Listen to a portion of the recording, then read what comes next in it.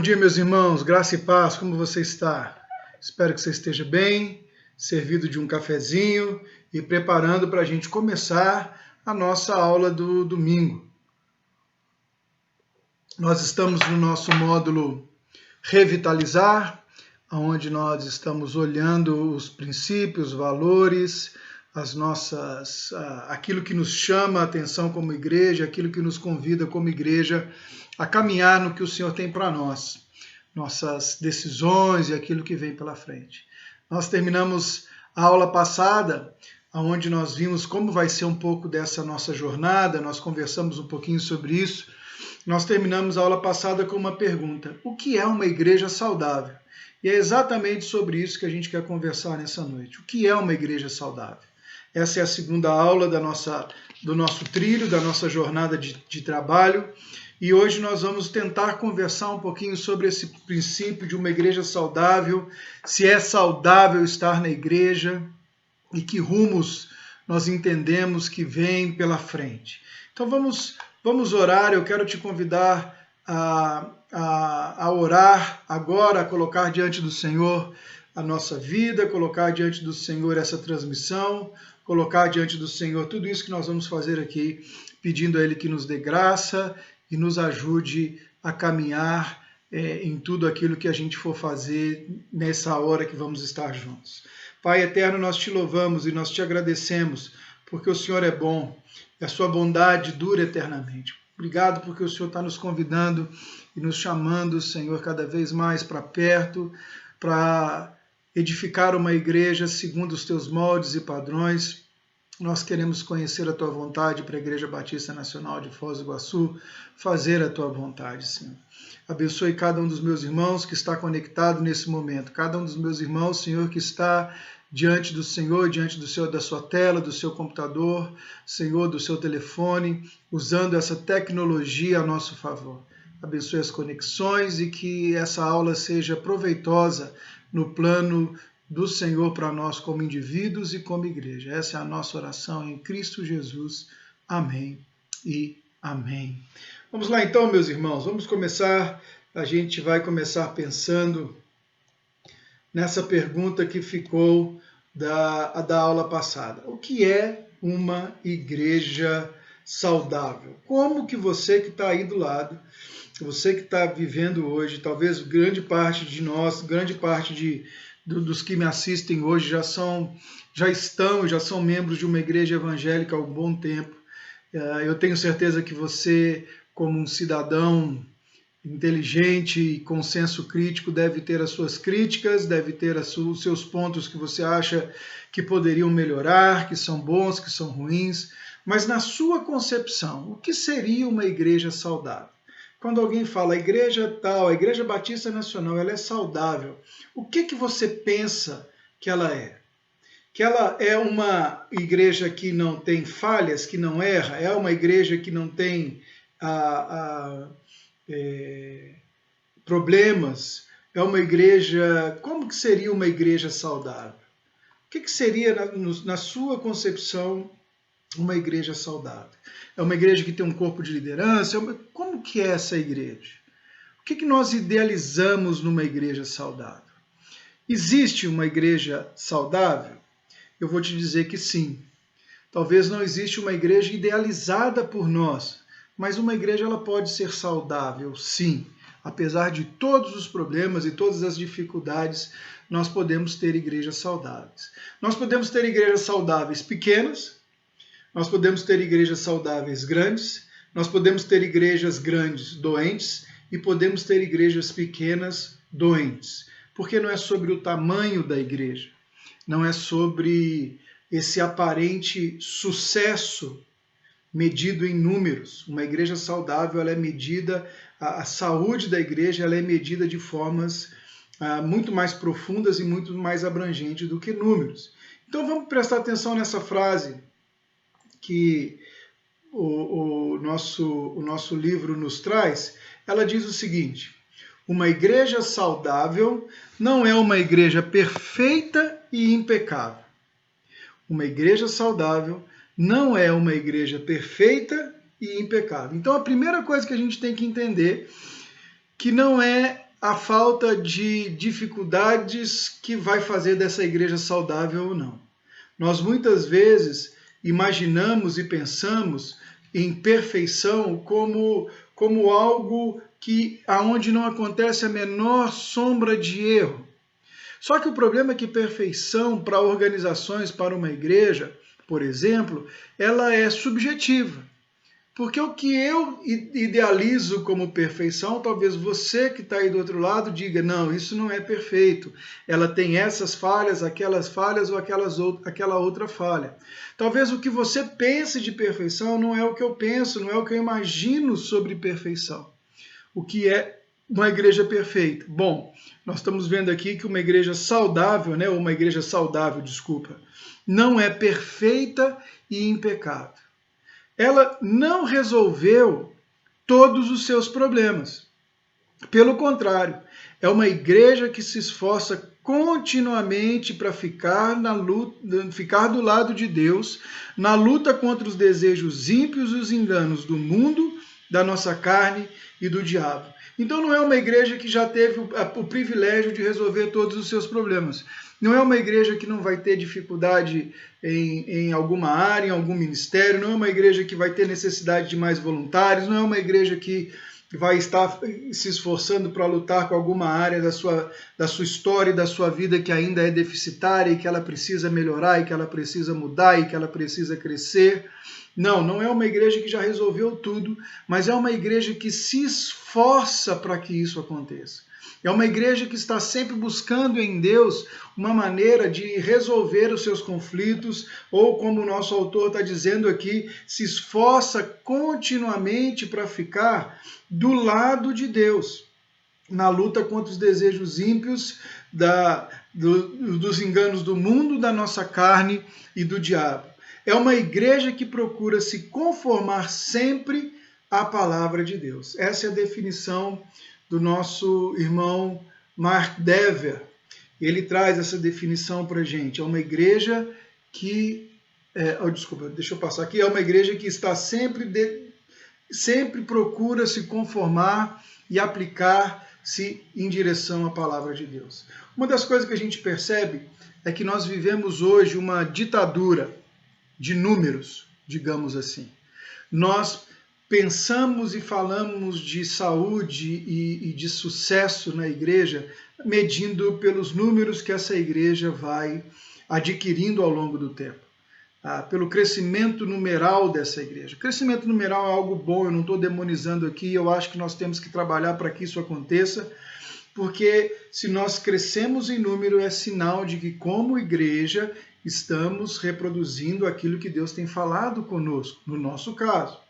Mas olhando para essa semana, a gente pode perceber que muitas vezes nós vemos igrejas e ministérios tomando forma, grandes, porém completamente doentes, completamente corroídos, porque eles não conseguiram entender ou não conseguiram se colocar do lado de Deus na luta contra os enganos do mundo, os enganos da nossa carne e os enganos do diabo. Nós temos visto, irmãos, ao longo da história, nos últimos anos recentes, na última década, pastores vindo a público dizer que forjaram números, que forjaram experiências, que criaram coisas porque chegaram num ponto do seu ministério onde as pessoas exigiam muito deles e eles precisavam entregar algo. Então, a simplicidade da luta pelo Evangelho, da pregação da palavra de Deus, já não era praticamente suficiente para aquele público. Nós vimos essa semana uma declaração infeliz de uma pastora que disse que se ela se divorciasse seria um escândalo maior. Então ela resolve assassinar o companheiro, assassinar o esposo. Então nós começamos a ver que essas pessoas tocavam o ministério, estavam no ministério, mas aparentemente ministérios grandes, ministérios que iam crescendo, mas não eram saudáveis. Não eram saudáveis porque sucumbiram a esse mundo, sucumbiram aos desejos desse tempo, foram engolidos pelas paixões da carne, pelas paixões do diabo e pela mentalidade, a concupiscência do mundo. Portanto, irmãos, uma igreja saudável não é uma igreja perfeita. Não é uma igreja impecável. Ela tem falhas. Muitas vezes nós esperamos, nós aguardamos e nós transferimos e nós colocamos na igreja uma necessidade de perfeição que nenhum outro lugar tem. Nós queremos que as pessoas na igreja sejam perfeitas, que as pessoas na igreja nos compreendam, que as pessoas na igreja façam as coisas da nossa maneira, da nossa forma, que as pessoas nos sirvam, que toda a estrutura esteja à nossa disposição. E muitas vezes nós conhecemos, e eu posso dizer que eu conheço muita gente que diz que não está mais hoje frequentando a igreja porque se decepcionou com a igreja, porque se decepcionou com algum processo. E eu sei que muitas vezes tem processos ruins, mas muito disso é uma projeção de um lugar que não há falhas, e que não se permite entender que existem pecadores reunidos ali, existem pessoas de carne e osso como eu e você reunidas ali, e que estão se esforçando para fazer desse lugar, não um lugar perfeito, mas um lugar onde a glória de Deus, os princípios de Deus, ou como o nosso autor na frase disse, um lugar onde as pessoas procuram se conformar sempre à palavra de Deus, seja o nosso ideal.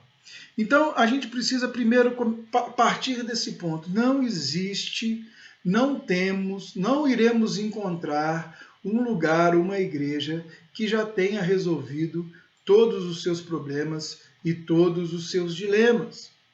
A igreja é um organismo vivo e que vai resolvendo os seus dilemas e seus problemas à medida do caminho. Então a primeira coisa que nós precisamos pensar é isso. E aqui eu quero te fazer uma provocação. O que você espera ou procura em uma igreja? Quais as expectativas que você tem? Responda essa pergunta para você agora.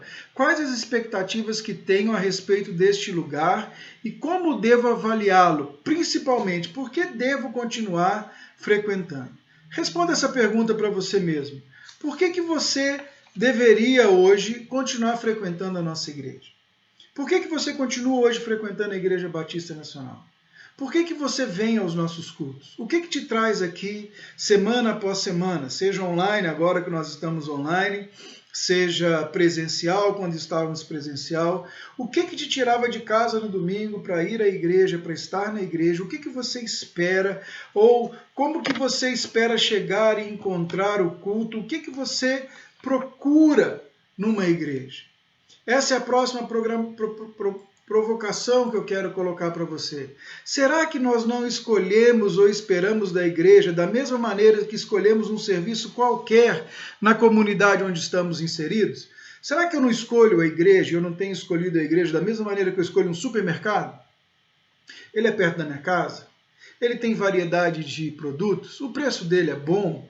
Como que eu escolho o dentista que eu vou? Como que eu escolho o shopping que eu vou, a loja que eu entro?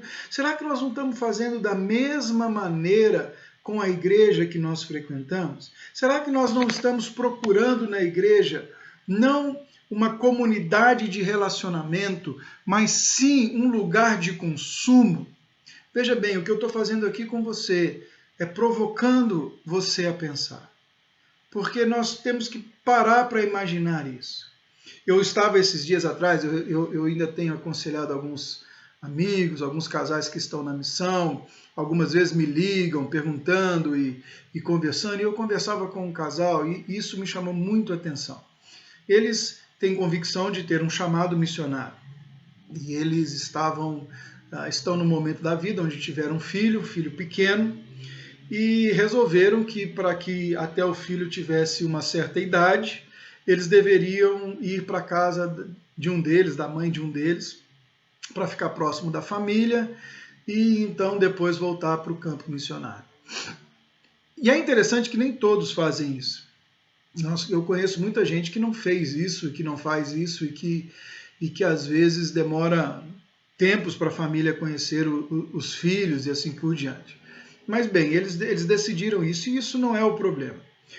na minha visão, o problema foi o que eles fizeram logo depois que o tempo que eles tinham determinado expirou, que eles tinham determinado para ficar em casa, expirou, e eles disseram, bom, agora é hora de voltar para a missão. E aí, então, eles me ligaram. Eles me ligaram e a gente conversou, a gente bateu um papo, orei com eles, e numa altura da conversa, ele me diz assim, olha, agora que você sabe a nossa nova configuração familiar, eu queria saber de você dessa base, da base Y, da base X e da base Z. Ela atende às expectativas da nossa família? Ela atende às nossas necessidades? É um bom lugar para nós irmos desenvolver o nosso chamado missionário? Ela vai nos dar condição e conforto necessário e suficiente para a gente cuidar do nosso filho? O que isso tem de errado, meus irmãos? Provavelmente nada. Se não fosse o fato de nós estarmos falando de uma pessoa que é missionária e que disse que iria para onde quer que Deus o mandasse. Então, de certa forma, a minha resposta para ele foi, vá orar e pergunte ao Senhor para qual lugar que você deve ir, o que você quer desenvolver, e faça a escolha disso, independente de ter ou não ter os benefícios e o conforto que você deseja. Vá para lá e construa e faça esse conforto ao longo do tempo. Crie um lugar seguro para a sua família. Será que nós não fazemos da mesma forma com a igreja? Será que aquilo que a gente procura numa igreja não é algo que a gente procura também numa lanchonete? Não é da mesma forma? Será que o que eu e você procuramos em uma igreja, né, é uma pergunta extremamente simples, mas também ela precisa ser dada uma resposta. Porque inconscientemente, às vezes a gente pode estar buscando ir a uma igreja simplesmente pelos benefícios e escolhendo uma igreja como qualquer um outro lugar. No seu prefácio do livro 9 Marcas de uma Igreja Saudável, Mark Dever ele traz uma série de testemunhos ou de declarações de pessoas que ele fez exatamente essa pergunta. O que você procura em uma igreja? Essa foi a pergunta que ele fez. E ele tem uma série de respostas. E eu quero repetir essa pergunta. O que você procura na igreja? Você procura uma igreja que tem um excelente louvor e um departamento de música antenados com a cultura do momento, com músicas modernas, danças e artes durante a ministração do louvor, que nos fazem sentir arrepios a cada acorde? Será que você não está procurando uma igreja que tenha isso? Que não toque hinos, ou ao contrário, eu quero uma igreja que toque hinos. Uma outra pergunta, uma igreja que tenha bons sermões, talvez seja essa a tua resposta. Não, eu estou procurando uma igreja que tenha um sermão agradável, uma pregação boa, mas desde que ela não seja muito severa, uma pregação bíblica, mas não cansativa, uma pregação prática, mas não legalista ou exigente, uma que me impulsione, me faça sentir bem comigo mesmo e que não demore muito. Então eu quero uma igreja que tenha um sermão agradável, um sermão, à medida do possível, bíblico, e um sermão que me faça sair de lá extremamente motivado. Outra resposta que o Mark Dever encontrou foi essa. Que o pessoal seja o mesmo por todo o tempo e existência da igreja, sem mudança ou novos membros, pois, afinal, o ambiente fica mais tranquilo quando nos conhecemos há mais tempos e nos acostumamos uns com os outros. Então tem gente que vai procurar uma igreja, ou que quer uma igreja que não tenha variação em sua membresia. Aquela igreja que vai passando de geração para geração, que as crianças vão nascendo na igreja, vão se tornando adolescentes, jovens, adultos, velhos, e ficam por ali mesmo. Uma estrutura mais tradicional, uma estrutura mais conhecida, as pessoas se conhecem, sem muito perigo de gente nova chegando, sem muita preocupação com que isso aconteça. É uma das respostas que ele trouxe para nós.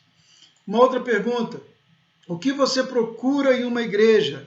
uma igreja que se preocupe com meus filhos e que tenha bastante atividade para qualquer faixa etária e principalmente que me proporcione oportunidade de engajamento e mostrar meus dons e talentos. Então, o que você está procurando na igreja? Bom, uma igreja saudável é uma igreja que tem um departamento infantil forte, é uma igreja que se preocupa com as crianças, é uma igreja que se preocupa com seus adolescentes, é uma igreja que dá espaço para que as pessoas sirvam, é uma igreja que dá um jeito de que as pessoas apareçam e mostrem os seus dons e talentos, é a famosa igreja que dá uma oportunidade, né? A pessoa chega lá, não sei se já aconteceu aqui com vocês, nesses 3 anos que eu estou, não aconteceu, e espero que não aconteça, mas de repente chega alguém durante o culto e diz assim: pastor, eu queria uma oportunidade para eu cantar um hino e um louvor ao Senhor, e não avisou ninguém, não avisou o músico de louvor, não avisou o grupo de louvor, não avisou ninguém, e simplesmente entra lá, um está em dó, outro está em ré, e a pessoa está cantando em fá, e aí vira aquela bagunça danada, mas no final a gente termina dizendo: é para a glória de Deus, o Senhor aceitou o meu louvor. Né? Pessoas que querem oportunidade, que querem mostrar os seus dons e talentos, talvez seja essa uma definição também de igreja saudável. Outra definição que a gente viu no livro, ele fala assim: uma igreja cheia, avivada e cheia do Espírito. Um lugar onde os dons são livres para se manifestar e as pessoas valorizadas por esses dons que elas têm. Então, algumas pessoas dizem que uma igreja saudável é aquela onde os dons carismáticos têm liberdade de se manifestar no culto, a hora que quiser, do jeito que quiser, da forma que quiser, independente do momento do culto em que estejam. Algumas pessoas pensam e dizem que essa é a igreja saudável. E uma coisa interessante é que ninguém, em sã consciência, meus irmãos, segura ou impede a manifestação do Espírito Santo de Deus. Isso é uma ilusão da nossa parte. O Espírito Santo de Deus se manifesta na igreja a partir do momento que nós chegamos nela, começamos a recepcionar pessoas, oramos antes do culto. O Espírito Santo de Deus tem liberdade em todo tempo, em todo momento, em toda a liturgia, e se é que ele precisa ter essa liberdade, ouso dizer que essa ideia de que nós temos que dar liberdade é um tanto quanto errônea, porque quando Deus quer fazer, Deus simplesmente faz. Deus simplesmente age, né? Então, algumas pessoas pensam que uma igreja saudável é aquela onde tem muitas manifestações e que os dons é que vão trazer uma valorização para as pessoas. Uma outra coisa aqui é uma igreja enganjada, socialmente.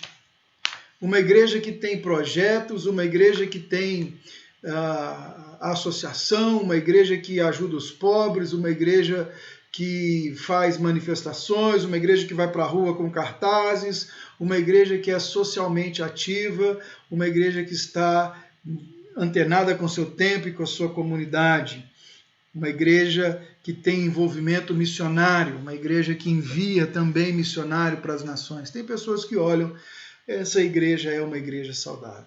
Mais de 200 comentários que o Mark Dever tem de pessoas dizendo que uma igreja saudável, uma igreja ideal é aquela que vai desde ter um estacionamento à altura da igreja até ter liberdade ou ter o cafezinho depois para que as pessoas possam bater papo. A questão é que toda essa é que nós precisamos pensar sobre isso, meus irmãos. Nós precisamos raciocinar sobre esse próximo ponto aqui. Nós precisamos pensar com bastante seriedade o que mais valorizamos em uma igreja. O que você tem procurado? Uma comunidade acolhedora? Uma comunidade compassiva? Uma comunidade autêntica? Uma comunidade grande? Uma comunidade íntima? Uma comunidade estimulante? Uma comunidade moderna? Uma comunidade dedicada? O que você tem procurado? E qual é a grande questão que nós precisamos olhar aqui? É que muitas vezes nós estamos procurando coisas dentro da própria igreja para suprir necessidades próprias nossas. Aquilo que nós desejamos, aquilo que nós queremos.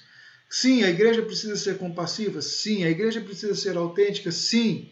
A igreja precisa ser grande, não em número, mas talvez em alcance da sua mensagem? Sim.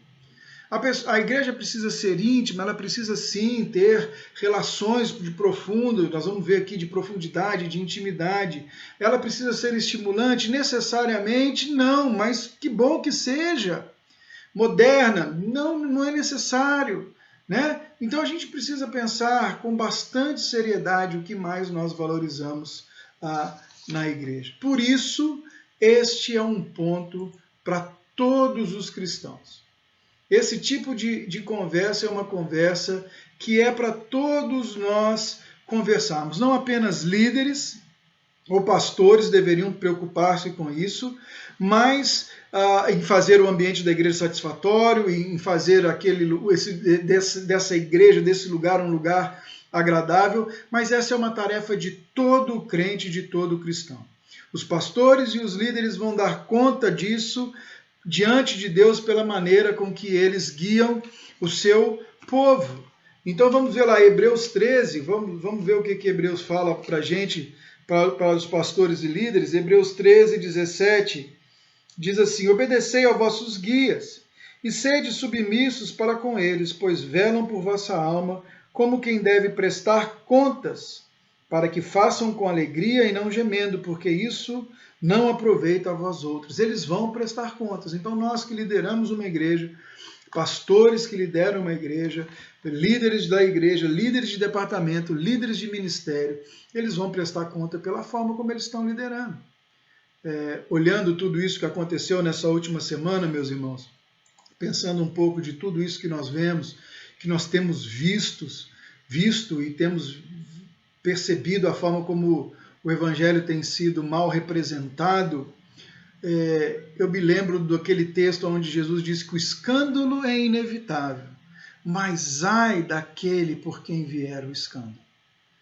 Porque normalmente escândalo ele não acontece com pessoas que não estão exercendo uma função de responsabilidade, uma função de liderança.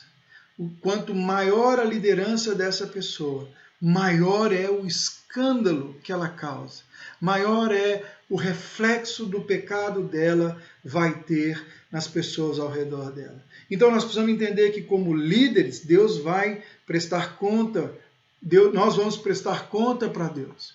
É um tema que para todos nós, cada discípulo de Jesus também precisa pensar, porque cada cristão, discípulo de Jesus, vai prestar contas de haver ou não congregado regularmente uma igreja, estimulado a igreja ao amor e às boas obras e lutado para manter o ensino correto da esperança do Evangelho. Vamos ver lá em Hebreus 10, eu vou ler para você, versículo 23 ao versículo 25. Diz assim: guardemos firme a confissão da esperança sem vacilar, pois quem fez a promessa é fiel. Consideremo-nos também uns aos outros para nos estimularmos ao amor e a boas obras. Não deixemos de congregar-nos, como é costume de alguns. Antes, façamos admoestações, e tanto mais quanto vedes o dia se aproxima. Não deixemos de congregar. Não paremos de congregar. Infelizmente, alguns assim o fazem. E todos nós daremos conta diante de Deus por aquilo que temos feito ou temos não feito. Isso é extremamente importante da gente pensar. Então, uma igreja saudável é aquela que há esse entendimento de que não é apenas papel da liderança, não é apenas papel do pastor, mas é um papel de todo cristão edificar essa igreja, cuidar dessa igreja, zelar dessa igreja, congregar para que ela se torne tudo aquilo que Deus intentou que ela fosse. E agora eu quero trazer para você mais uma provocação, mais uma questão que o Mark Dever fala conosco. Ele diz o seguinte, em um dos seus livros, ele começa dizendo assim, que ele falava isso numa palestra que ele dava na universidade, e ele fala assim: se você confessa ser cristão, ser um cristão, e não é membro da igreja que frequenta com regularidade, preocupa-me o fato de que você pode estar indo para o inferno. Forte, né? O que você acha dessa afirmação? É uma afirmação forte. Se você confessa ser um cristão, não é membro de uma igreja que frequenta com regularidade, preocupa-me o fato que você pode estar indo para o inferno. Por quê? Bom, nós não estamos dizendo aqui que ser membro de uma igreja faz alguém cristão. Nós não estamos dizendo aqui que ser membro, que estar no hall de membro da igreja, ele não está falando isso, que estar no hall de membro da igreja é garantia suficiente de que você não vá, que você conhece a Jesus e que você está salvo. Mas o que nós estamos dizendo com essa frase é que um cristão autêntico e um cristão genuíno entende que não tem como desenvolver uma vida cristã genuína, intensa e profunda sem participar da vida da igreja, sem viver a comunidade. Por isso que nós não temos condições de dizer que fazemos igreja ou em toda a sua totalidade apenas estando online.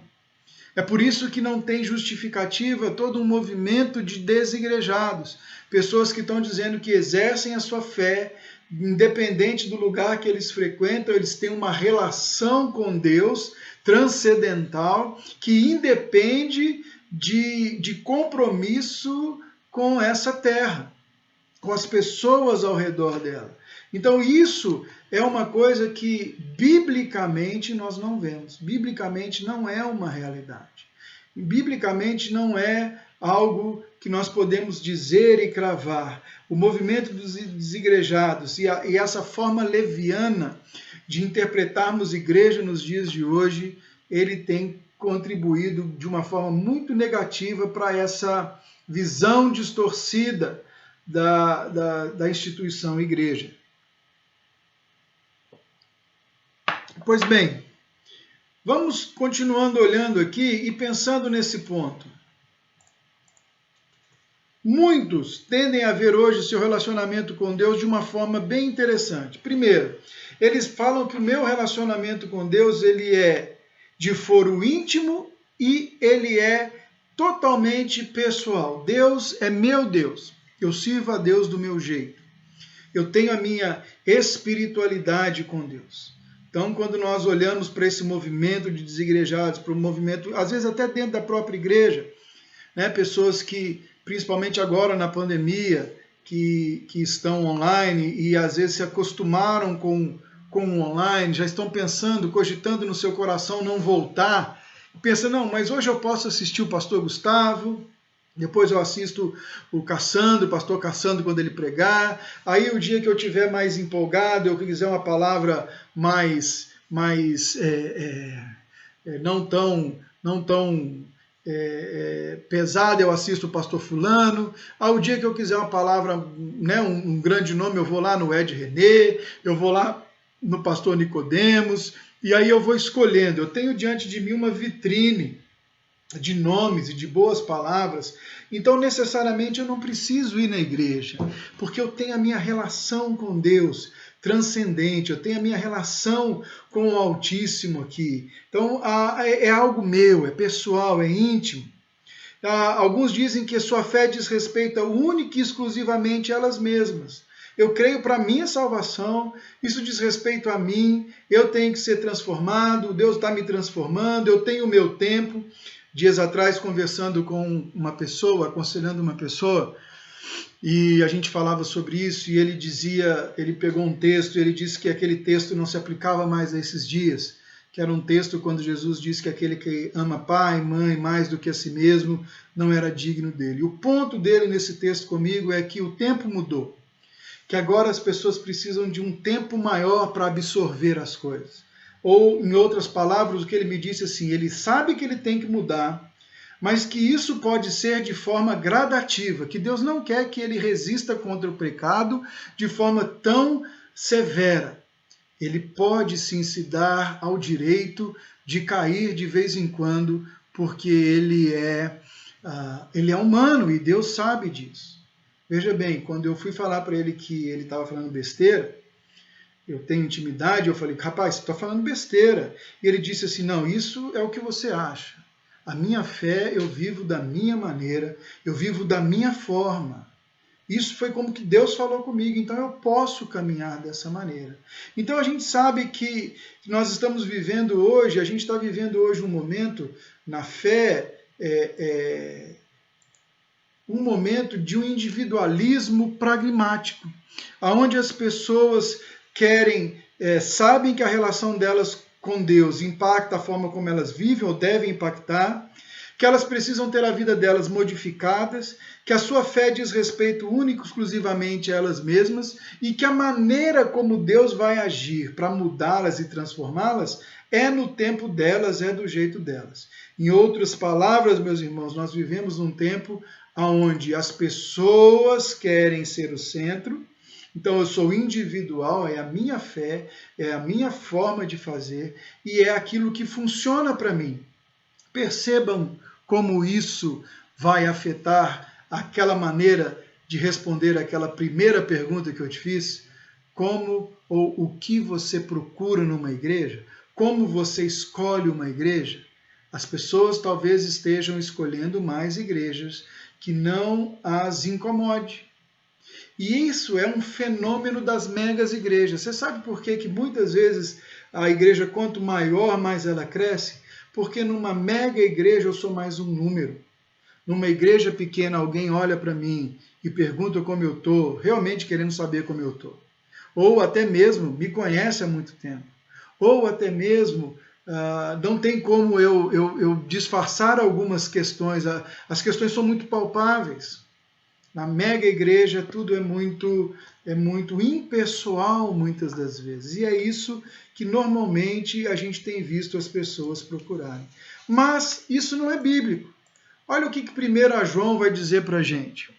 Se alguém disser, amo a Deus, porém odiar o seu irmão, esse é mentiroso. Pois quem não ama o seu irmão a quem vê, não pode amar a Deus a quem não vê. Quem não ama a seu irmão a quem vê, não pode amar a Deus a quem não vê. Então nós precisamos entender que não levam as pessoas que pensam dessa maneira, de forma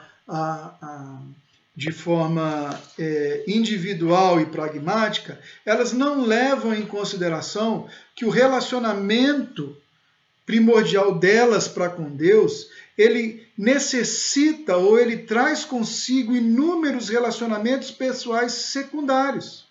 Aqueles relacionamentos que Cristo estabeleceu entre nós e o seu corpo, que é a igreja. A minha relação com Deus é incoerente ao amar e tentar viver a minha espiritualidade solitária, para que eu não me aborreça. É incoerente eu tentar viver da minha forma, da minha maneira, longe da comunidade, para que eu não tenha nenhuma decepção.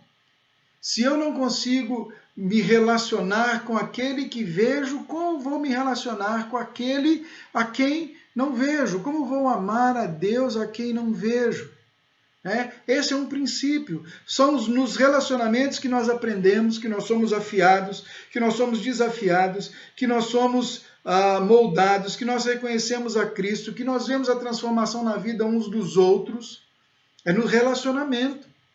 É nesse relacionamento diário e a longo prazo que nós percebemos o quanto precisamos de graça diária ou de graça constante para caminhar uns com os outros, para andar uns com os outros, para viver um tipo de relacionamento que não aconteceria se não fosse o vínculo de Cristo Jesus.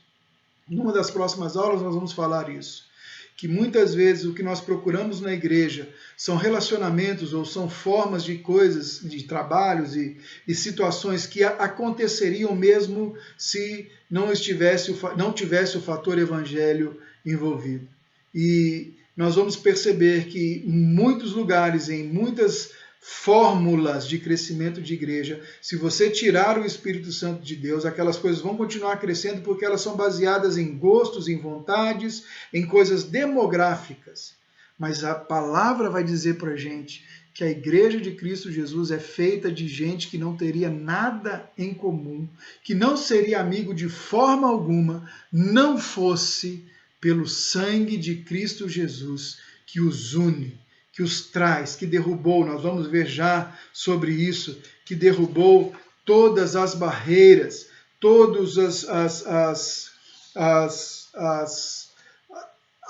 aquilo que impedia que eles andassem junto e que eles caminhassem de acordo, caminhassem junto. Aquele que ama, que não ama o seu irmão a quem vê, não pode amar a Deus a quem não vê. Por isso que eu volto a insistir que algo online não dá certo, que algo online não toca em todas as áreas que nós precisamos ser tocados. Muitas das vezes o online nos coloca em situações e em circunstâncias aonde nós vamos ficar muito confortáveis e basicamente sem sermos incomodados por nada ou por ninguém. Por isso que eu acho que nós precisamos repensar e desejar. Meu irmão, eu quero te encorajar, você que está aí do lado, deseje estar presencial novamente. Não deixe passar não deixe isso sair do seu coração, né? Porque isso é importante, é assim que crescemos, é assim que movemos, é assim que somos. Então, o que é uma igreja saudável? Uma igreja saudável é uma igreja que tem relacionamentos saudáveis. E aqui eu quero trazer para vocês, para nós nessa manhã, a próxima pergunta, que é, então, o que é um cristão? Uma igreja saudável, ela é feita de cristãos. E quem é o cristão? Ou o que é um cristão? O que a Bíblia diz para nós que é um cristão? Primeiro, o cristão é alguém que tem consciência de que é pecador e de que foi perdoado. O cristão é aquele que tem consciência que ele é simultaneamente pecador, mas foi justificado. Que ele ainda peca, mas que diante de Deus ele está livre e justificado. Ou seja, o cristão é alguém que não é melhor do que ninguém em seus méritos, mas é alguém que tem sido feito melhor pelos méritos do Cordeiro. O cristão é alguém que foi reconciliado com Deus. Vamos ver Romanos 8, versículo 1. Eu tenho certeza que você sabe de cor, mas eu vou ler para você. Diz assim: agora, pois, já não há condenação nenhuma para os que estão em Cristo Jesus. Não há condenação nenhuma. O cristão é aquele que foi reconciliado com Deus. Não há mais condenação para ele. O cristão é aquele que descobriu o começo da liberdade e da escravidão do pecado. E aquele que foi verticalmente reconciliado. Então o cristão é, antes de tudo e acima de tudo, alguém que foi perdoado pelo seu pecado, reconciliado com Deus o Pai por meio de Cristo Jesus. Quando ele se arrependeu dos seus pecados, quando ele colocou a sua fé na vida perfeita e na morte substitutiva, na ressurreição de Jesus Cristo, o Filho de Deus. Ele tem garantia agora que ele já foi reconciliado com Deus, que não há mais nenhuma condenação para com ele. Então o cristão é aquele que sabe que ele está verticalmente reconciliado. Ele foi reconciliado com Deus através de Cristo Jesus. Cristo satisfez a ira de Deus. Cristo tomou o cálice da ira de Deus. A ira que era contra nós, que nos julgava, recaiu sobre Cristo Jesus. E agora nós somos, por Cristo Jesus, reconciliados com Deus. E você vai lembrar que na queda o homem não apenas teve o seu problema rompido com Deus, mas ele rompeu com o próximo. Portanto, o cristão é aquele que foi reconciliado verticalmente. Veja bem, aquele que tem a sua relação pessoal com Deus, ele foi reconciliado verticalmente, mas ao mesmo tempo, o cristão é alguém que foi reconciliado com o povo de Deus. O cristão é aquele que agora faz parte de uma família. Por causa da sua reconciliação com Deus, ele também foi reconciliado com o povo de Deus. Olha que maravilha esse versículo de Efésios. Eu vou até tirar meu rosto aqui da câmera. Olha esse versículo de Efésios. Ele vai dizer assim: porque ele, Jesus, é a nossa paz, o qual de ambos, de quem que Paulo está falando aqui? Quem são esses ambos? Gentios e judeus, irreconciliáveis, duas etnias, dois povos que eram, um não gostava do outro. O judeu considerava o gentio imundo, e ele vai dizer, porque de ambos fez um. De ambos fez um. E tendo derrubado a parede da separação que estava no meio, a inimizade, para que dos dois, gentios e judeus, criassem em si mesmo um novo homem, fazendo a paz, e reconciliasse ambos em um só corpo com Deus, por intermédio da cruz, destruindo por ela toda a inimizade. O cristão, portanto, é um homem que foi reconciliado com Deus, e ao ser reconciliado verticalmente, também foi reconciliado horizontalmente. Agora o cristão pode, em Cristo Jesus, ser transformado e transformar a sua relação para com seus pais. O cristão pode agora fazer o caminho inverso de Eva e de Adão no Éden, quando pecaram e um colocou a culpa no outro, e um achou justificativa no outro. O cristão agora pode fazer o caminho contrário de Caim com Abel, ao ver que a sua oferta não foi aceita e a do seu irmão foi aceita. O cristão agora pode fazer o caminho inverso. O cristão agora pode valorizar as relações, porque nós agora fomos feitos um. E também Paulo vai continuar dizendo aos Efésios, no versículo 19 do capítulo 2, nós agora somos da família de Deus. Nós somos agora dessa família, que não é uma família disfuncional, não é uma família com problemática. Nossa família é uma família firmada, chamada à comunhão com Cristo. 1 Coríntios, vou ler para vocês aqui, 1 Coríntios, capítulo 1, o verso 9, ele vai dizer o seguinte: fiel é Deus pelo qual fostes chamados à comunhão do seu Filho Jesus Cristo, nosso Senhor. Somos famílias de Deus, somos chamados à comunhão com Cristo. 1 Coríntios 5:2, fomos chamados também à comunhão um com os outros. Diz assim: e contudo andais vós ensurecidos, não chegaste a lamentar para que fosse tirado do vosso meio quem tanto traje... Acho que eu errei aqui na referência. Mas fomos chamados também à comunhão uns com os outros. Cristo nos chamou a essa santa comunhão. Então não é uma comunhão formal e requintada. É um corpo que se mantém unido por meio de nossas decisões individuais, mas também algo que está além da decisão humana, a obra e a pessoa de Cristo. É impossível respondermos essa questão, o que é o cristão, sem nós entrarmos numa conversa sobre o que é a igreja. É impossível, pelo menos de acordo com a Bíblia.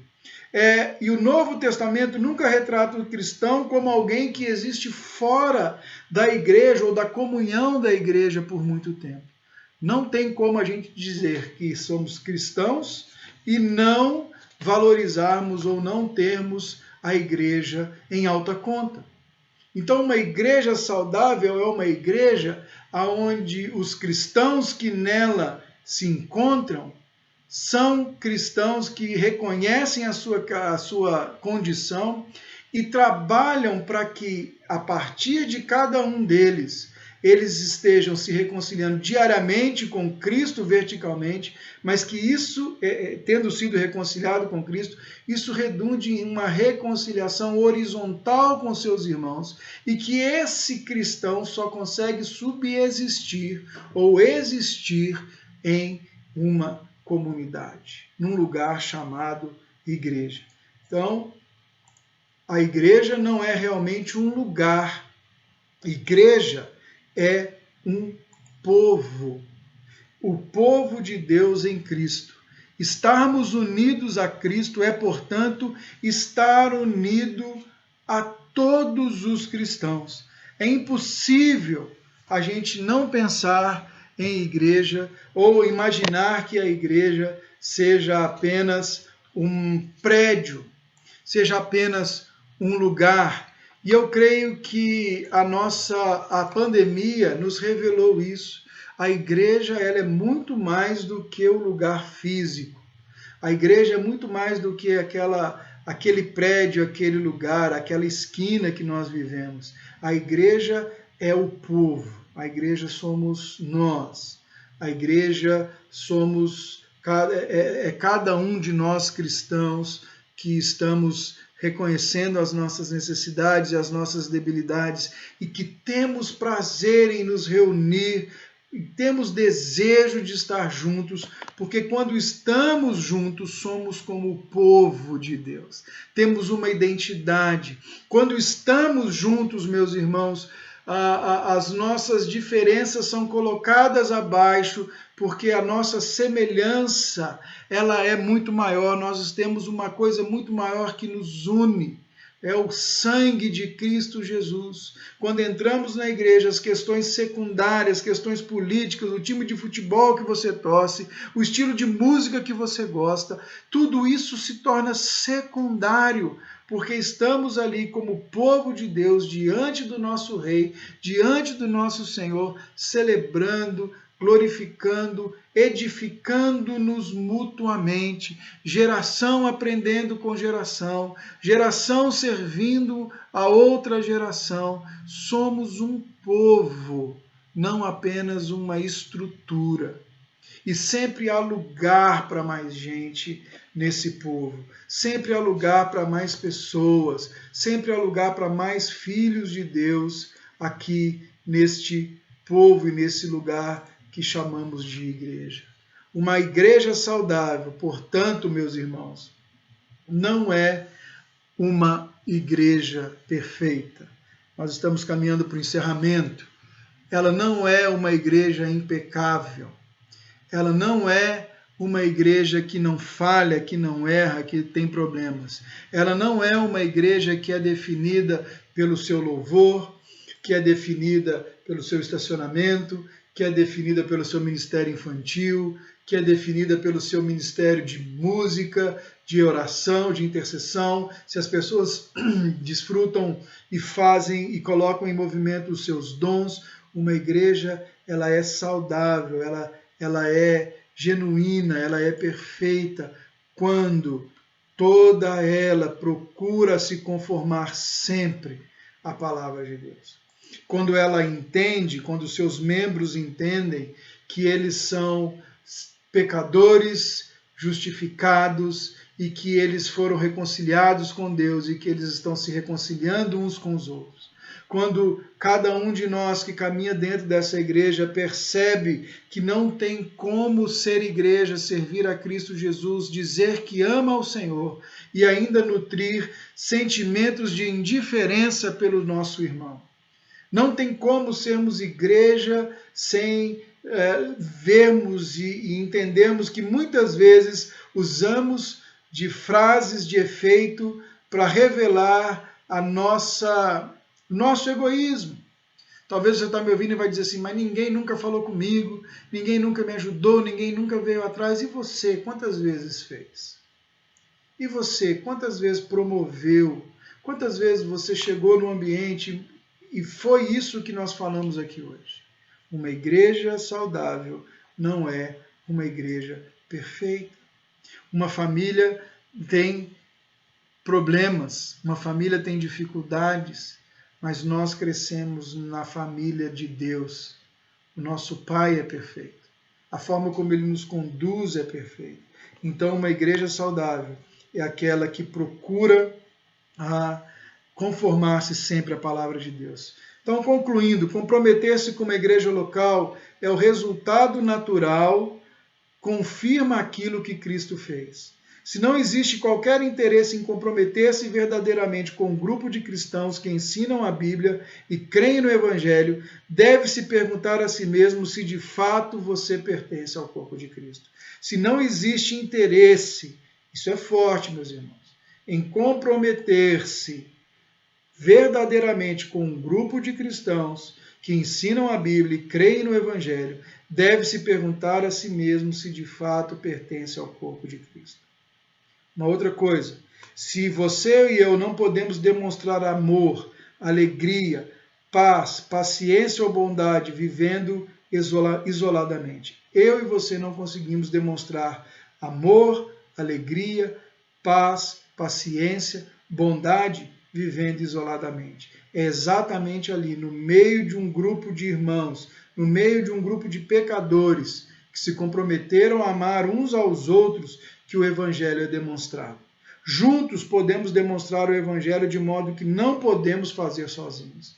Nós conseguimos demonstrar o Evangelho coletivamente com muito mais força e poder do que fazemos sozinhos. E por fim, ser um verdadeiro cristão significa preocupar-se com a vida e saúde do corpo de Cristo, a igreja. Então, se você nutre sentimentos e preocupações pela igreja, eu quero te dizer e te encorajar a continuar, porque isso mostra que você entendeu a ideia de ser cristão. Significa preocupar-se com o que a igreja é, o que ela deveria ser, porque você, cristão, pertence a ela. E eu quero terminar com essa frase. Deus confiou à igreja a glória do seu próprio nome. Devemos ser retratos vivos da natureza moral e do caráter justo de Deus, refletindo-o ao redor do universo para que todos vejam. Deus nos chama para viver juntos dele e juntos em nossas congregações, não para a nossa própria glória, mas para a glória dele. Por que é importante, então, vivermos como igreja, entendermos o nosso papel como igreja? Porque Deus confiou a nós, a igreja, a glória do seu próprio nome. Sabe, meus irmãos, a gente viu toda essa semana, a gente tem visto todos esses debates, a gente tem visto o nome de Deus ser muitas vezes envergonhado em público por aqueles que se dizem